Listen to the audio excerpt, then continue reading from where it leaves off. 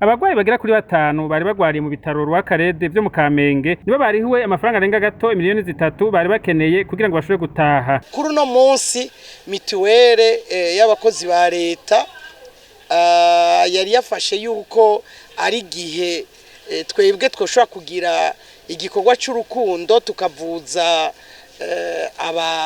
abo dushoboye, abo bantu bashika 5 harimwo abana 3 n'abamama 2, ariko murumva ko nabo bana bari bagwajwe n'abamama babo.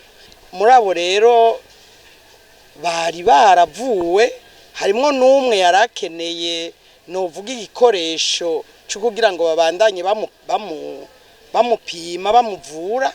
Abo rero bose twashoboye kubagendera turaheza turabarihira.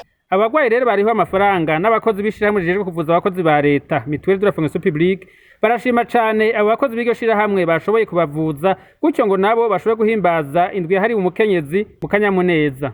Nogira ntimuragize neza munkuye hano hantu nari narihebuye, none ngiye mbona Imana ibikoze yarabakoreyemo, hanyuma ndayisenga namwebwe muratako murasengera bafashe amafaranga murayandonkera, none Imana ibahezagire muri byose n'abandi nyene muzobagira uko mwahora mubagira.